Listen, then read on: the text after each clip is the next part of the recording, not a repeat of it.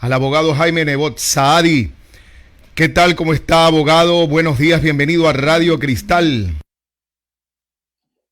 Buenos días, Ricardo. Un abrazo afectuoso para usted, para todos los oyentes de Cristal en el país y también para todas las personas que a través de otras emisoras que han tenido la gentileza de reproducir esta entrevista me están viendo y o escuchando en otros sectores del Ecuador, a su disposición para contestar sus inquietudes. Muy bien, estamos ya cerca de la recta final en la que el Ecuador, nuestro voto va a decidir lo que ocurra de aquí en adelante. Está clarísima la opción entre una y otra. ¿Cuál es la diferencia entre ellas? ¿Qué es lo que queremos para los ecuatorianos de aquí en adelante, abogado Nebot? Para los ecuatorianos queremos bienestar, que cambie su vida para bien, hacia la prosperidad. Pero permítame una brevísima digresión para decir con franqueza cómo veo yo lo que debe ser la actitud del ecuatoriano. El ecuatoriano y las ecuatorianas votaron por varias opciones. De esas opciones han quedado dos. Y ahora hay que escoger entre esas dos opciones. Entonces, aquí hay que olvidarse, más allá de que yo creo que siempre hay que olvidarse, de pensar que los partidos, el partidismo, las ideologías son la solución. No, son respetables, al menos la mayoría de las ideologías y muchos partidos. Pero son simples vehículos, medios para llegar a la prosperidad. No son la prosperidad, no son el fin, no pueden ser el fin en sí mismo. Y bajo esa premisa hay que analizar los compromisos de los candidatos. Y yo prefiero llamarlos compromisos. Y en eso felicito a Guillermo Lasso, porque está usando esa palabra y la está materializando con su firma. Está firmando compromisos. Y si bien la palabra de un hombre vale más que su firma, no hay duda que la gente cuando ve una firma pública dice: esta persona está decidida a cumplir. Y yo creo que eso es lo importante. Y entonces, ¿a quién hay que hablar? Hay muchas personas que dicen hay que hablarle a los candidatos que no están en segunda vuelta. Son respetables, pero yo no creo eso. Yo creo que hay que hablarle al pueblo. Yo creo que el pueblo está compuesto por distintos conglomerados, por distintos grupos, por mujeres, por jóvenes, por agricultores, por aportantes al seguro social, por ganaderos, por pescadores, por el sector indígena. Hay temas como la seguridad, como la salud, y en eso la vacunación, como el respeto a las autoridades seccionales, que es respetar a la gente que vive en las 24 provincias del país, porque si usted los atropella y les impide hacer obras y servicios, está atropellando a la gente del Ecuador. Entonces, esos son los temas que yo creo que tenemos que tocar. Yo puedo decirle lo que Guillermo Lasso propone porque concuerdo con eso. Y por eso recomiendo que esa opción se analice con seriedad y se vote por ella. Y contrastarlo, aunque no es mi deseo, pero la gente tiene la inteligencia suficiente para contrastarlo con la oferta de la contraparte y votar por lo que más le conviene a quién, al que vota, no al candidato, al que vota, porque en el fondo todo el mundo vota para ver cómo el candidato de ser elegido le resuelve su problema, es decir, el de la gente, el del pueblo, el de los distintos sectores de la comunidad, no el de los candidatos y peor el del grupo de gente que rodea a los candidatos. Faltan 25 minutos para las 8 de la mañana, 25 minutos y serán las 8 de la mañana en Desayúnese con las Noticias, dialogando con el abogado Jaime Nebot Saadi. Y en efecto, no solamente recordando que estamos ya un año de esta situación tan difícil que ha sumido a los ecuatorianos en crisis, la pandemia y todas sus restricciones. Pero además de eso, no podemos olvidarnos que son 14 años de una situación similar en cuanto a política hablando.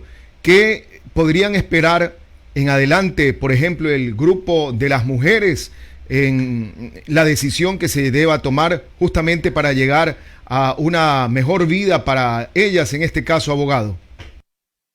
Mire, vamos a hablar hoy de cosas fundamentales. Tendré tiempo en otras semanas de analizar más en detalle las cosas, pero hoy día los conceptos básicos, ¿no es cierto? ¿Qué quieren las mujeres del Ecuador?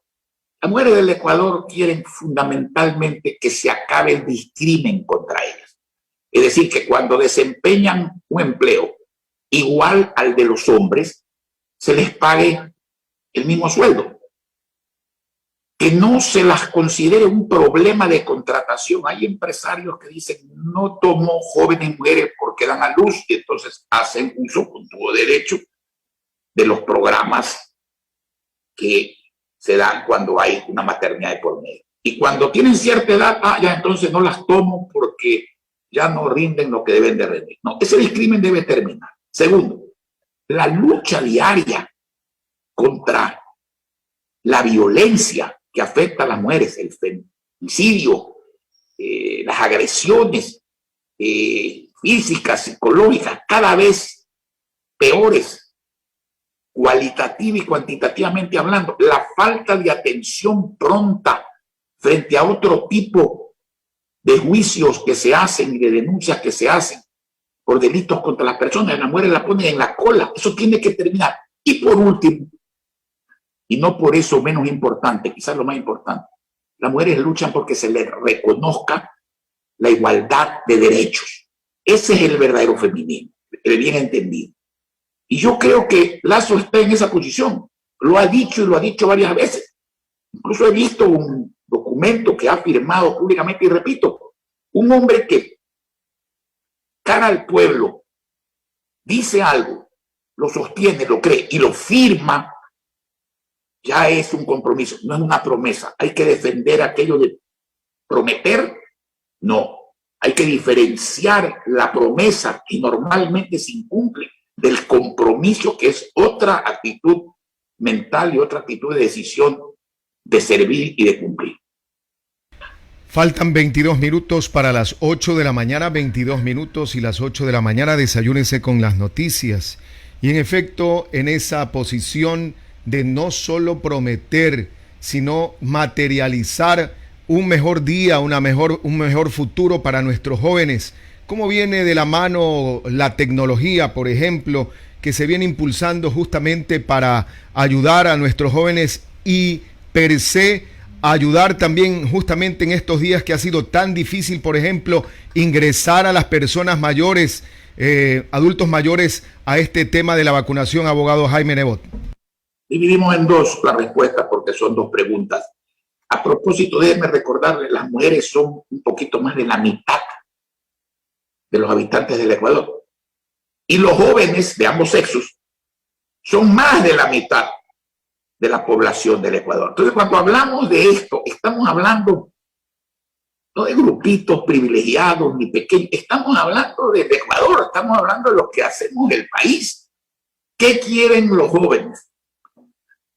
Los jóvenes, en primer lugar, tienen con razón mucho apego a lo que es la conservación del planeta, el desarrollo sustentable, el respeto al progreso, sí, pero el respeto a la conservación, al ambiente.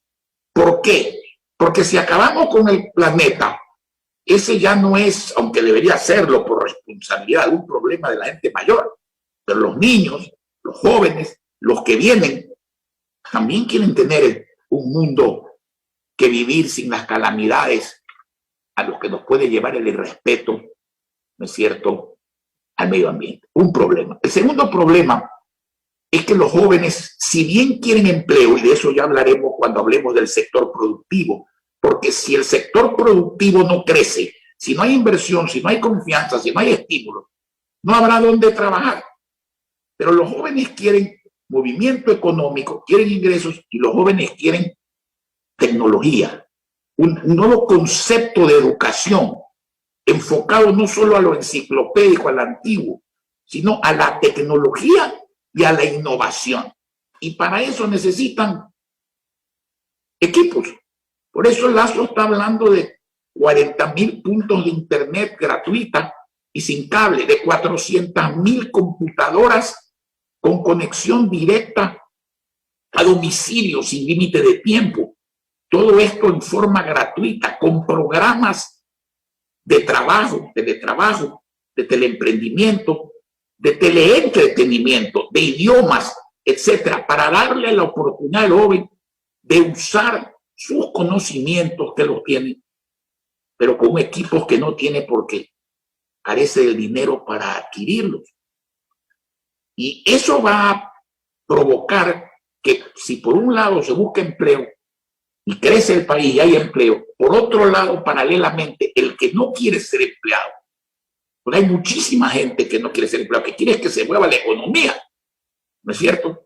Porque el taxista, el dueño de un salón, el profesional que no tiene relación de dependencia, el dueño de un taller de costura, de una vulcanizadora, no quiere empleo, quiere clientes. Y los innovadores y los emprendedores quieren que sus ideas sean realidad y para eso necesitan también crédito de riesgo que existe en otros países y que debe darse sin que los que ponen la plata acaben apoderándose de la idea, porque eso no es justo ni lógico. Entonces, por allí viene lo que quieren los jóvenes.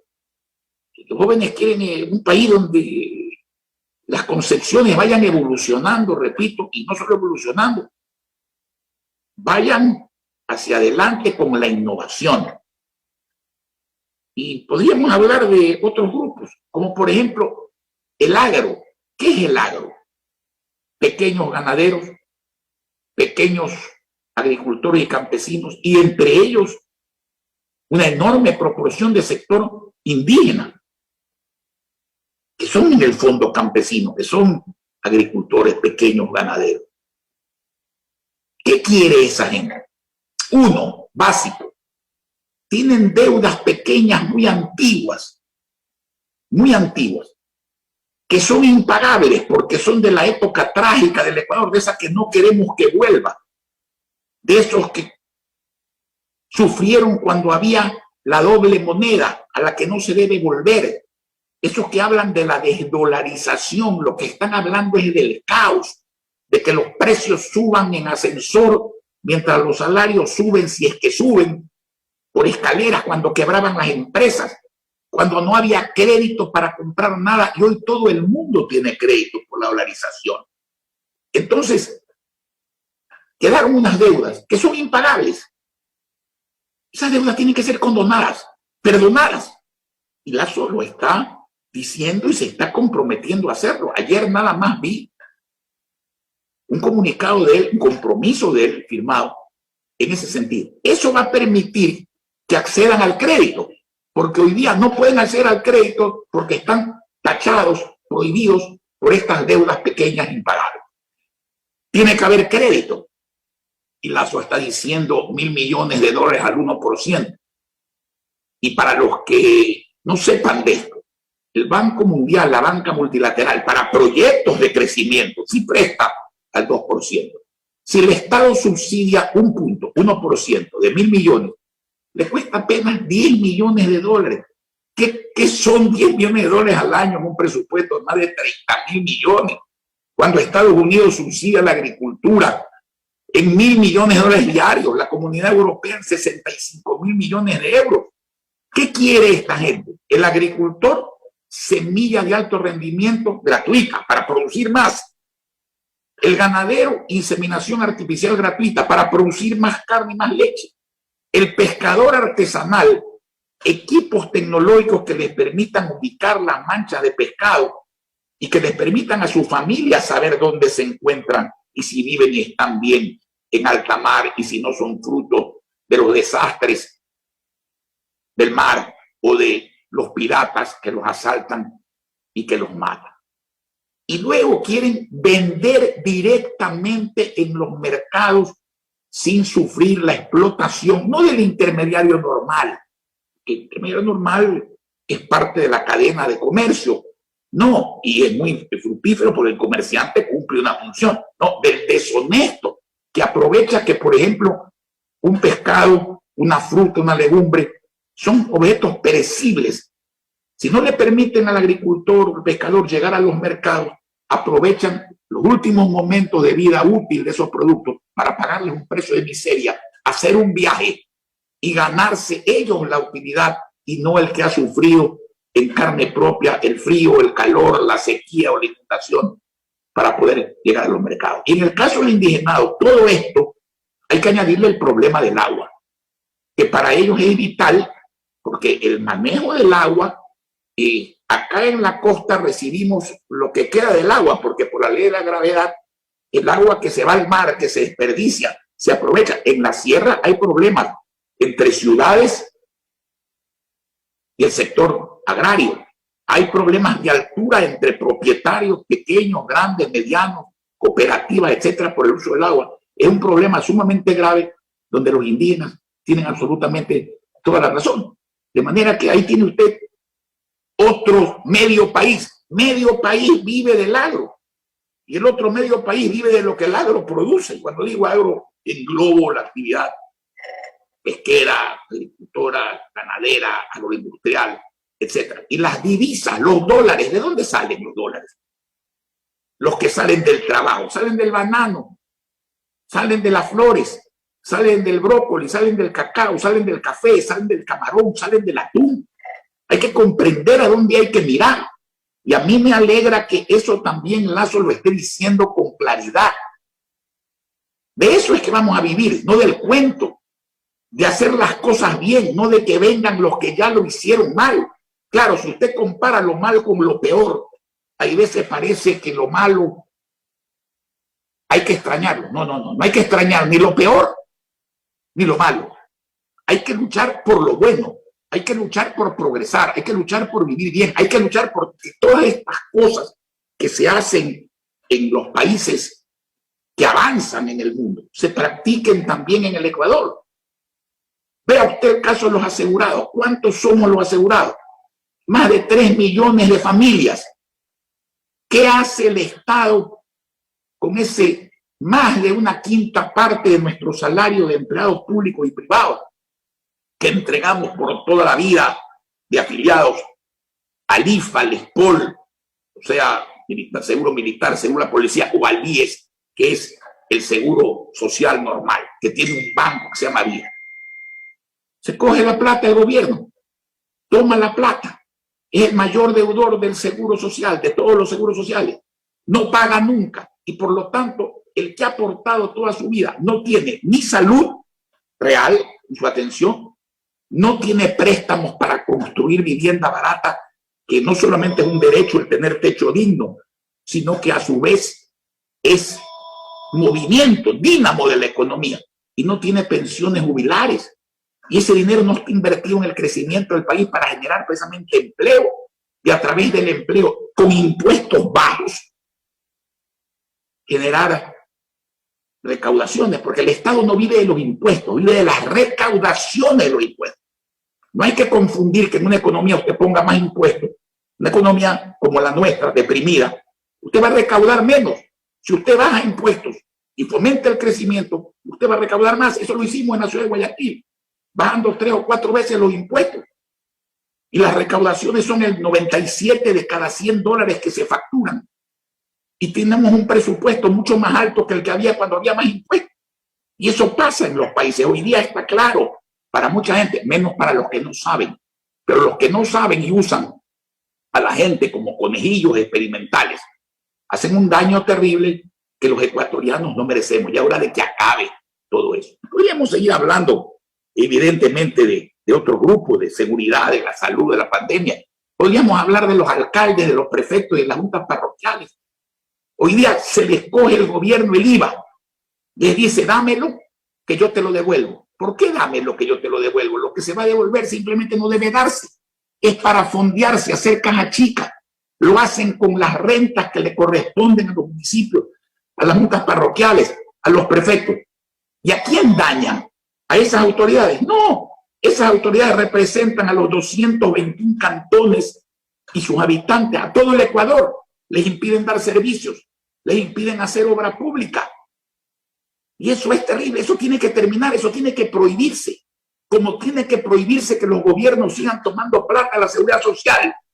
No deben tomar un solo centavo a la seguridad social, ni este gobierno que lo ha hecho como el anterior y como otros, pero los que vengan, ninguno, ni el que viene ni ninguno que lo suceda.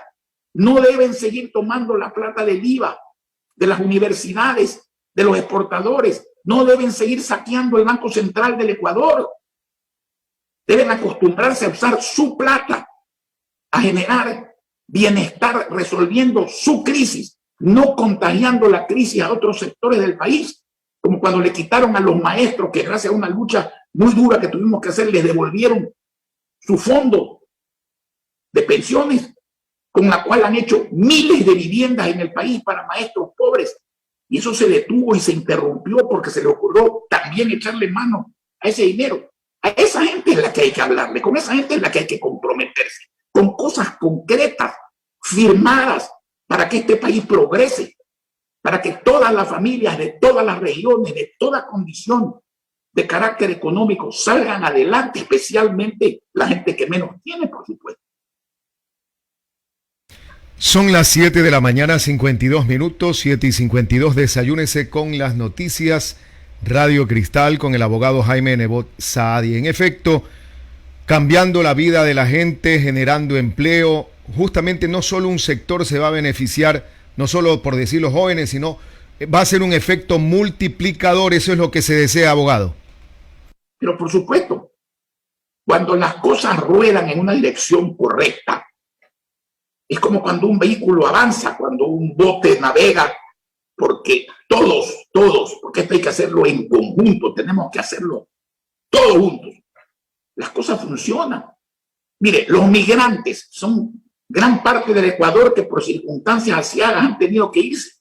Muchos se han establecido afuera, pero no abandonan muchos de ellos su deseo de regresar. ¿Qué quieren? Facilidades para el regreso, no trabas para el regreso. ¿Qué quieren? Planes para que puedan al llegar volver a tener oportunidad de producir y de servir a su país y volverse a reunir con su familia.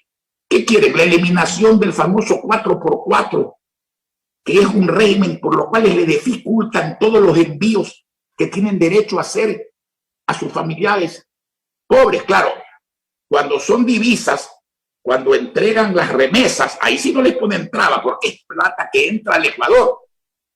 Pero cuando son sus derechos, como enviar cosas a sus familiares, entonces les ponen trabas. Eso no puede ser. Y estamos dejando para el último un problema que quizás debimos haberlo tratado al principio. El tema de la pandemia. Mire, el objetivo debe ser vacunar al mayor número de personas lo más pronto posible. Ese es el objetivo. Hacerlo sin privilegios. No se trata de que se vacunen los ricos y no se vacunen los pobres. No, señor. En el mundo hoy día el problema es que se solucionará pronto, hacia octubre, pero hacia octubre se va a morir mucha gente. Cuando haya más producción de vacunas que gente que la demande la vacuna, el problema pasará a ser de orden secundario. Pero hoy día el problema es que hay mucho más gente en el mundo que quiere vacunarse que empresas que producen vacunas. Entonces, la habilidad está en pagar. ¿Qué países están recibiendo más vacunas? Los que apostaron y le prepagaron vacunas a Pfizer o a AstraZeneca o a Johnson y Johnson, etcétera. Entonces, ellos están atendiendo esos compromisos y no atienden otros compromisos con la misma velocidad y cantidad. Entonces, los gobiernos debían haber tenido la habilidad, como hizo Chile en Sudamérica, ¿no es cierto?, de apostar, porque es la vida de la gente, y no solo la vida de la gente, es la vida de la economía, porque la economía está parada y también mata gente el hambre también mata, no solo el coronavirus, por el miedo. Entonces, vacunar debe ser una prioridad.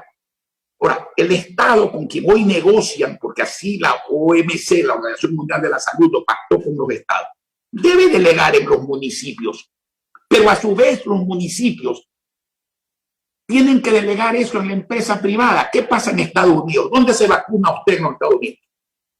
En CVS, en los Walgreens, o sea, en lo que aquí equivale a decir Fibeca, Pharmacy, Sana, las clínicas privadas. Hay muchas.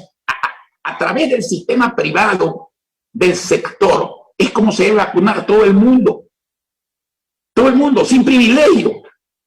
Claro, establecen grupos, primero la gente que frentea la enfermedad, los médicos, las enfermeras, la gente que está en contacto, por ejemplo, los que entierran muertos, los que levantan cadáveres, pero luego viene la gente vulnerable, luego viene todo el mundo, pero aquí tienen que vacunar a todo el mundo, señora, la mayor cantidad de gente, sin privilegios. Y Lazo en eso ha ofrecido vacunar 9 millones de personas en los primeros 100 días de gobierno. Tiene la habilidad para saber cómo hacerlo. Porque no puede ser que nosotros siempre estemos a la cola del mundo. ¿Sí? Siempre aquí pasa al final lo que en otros países pasa al principio. Pero lamentablemente en el campo de la vida y de la economía, eso no es una cuestión baladí, pues. Porque si usted en vez de vacunarse ahora se vacuna en octubre o en diciembre, a lo mejor se ha muerto ya, pues, ya no se puede vacunar, pues. Entonces hay que tener habilidad para esas cosas, no bla, bla, bla para esas cosas. Y peor, privilegio. Aquí, señor, el hombre de 80 años, muy rico o muy pobre, tiene exactamente el mismo derecho. Los dos deben vacunarse.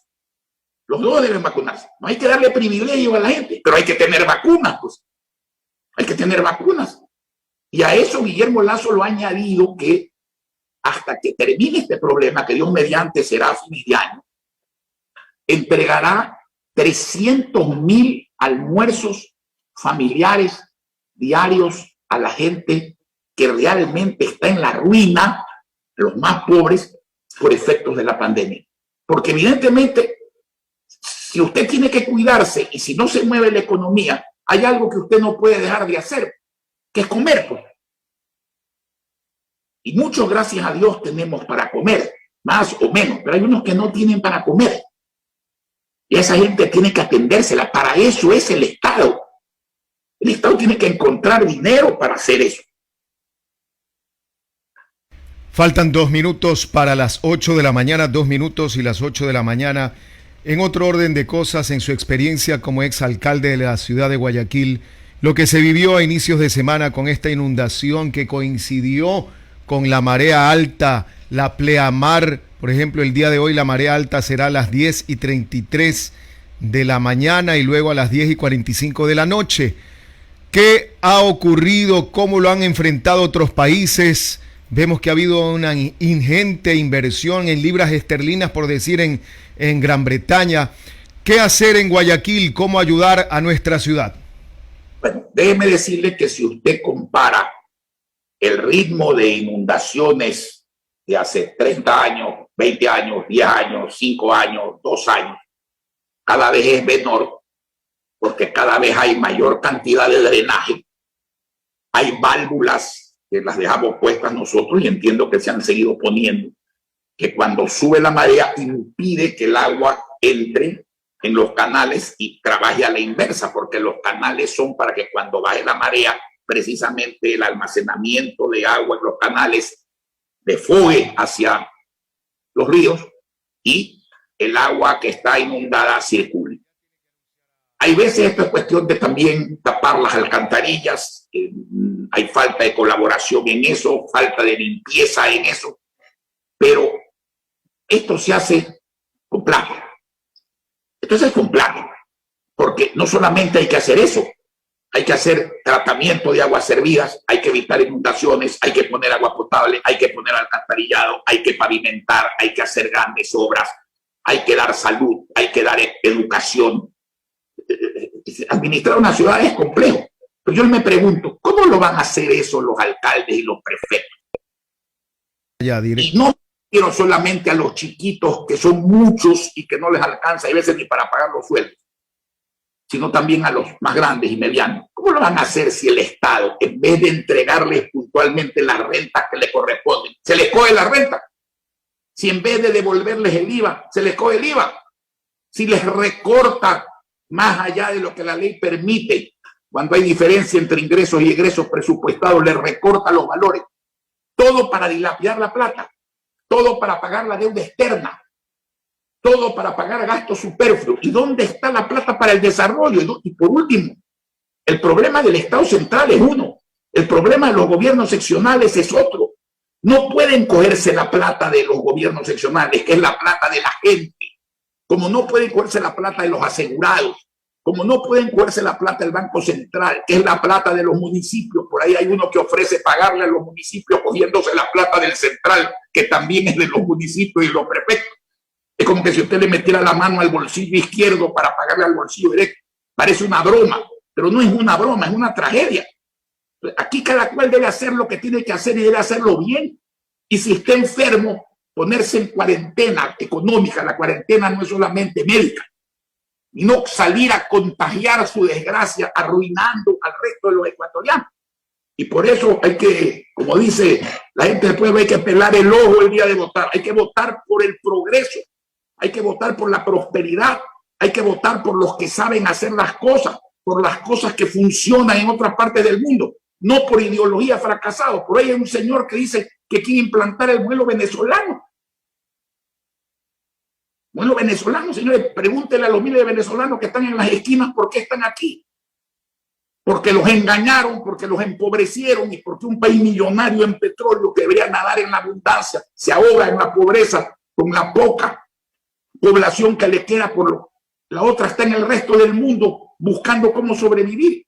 Eso es lo que hay que pensar el día en que tenemos que votar. Como usted bien decía, el futuro de cada uno, de su familia, de su barrio, de su ciudad, de su país, de nuestro país, está en las manos de cada uno.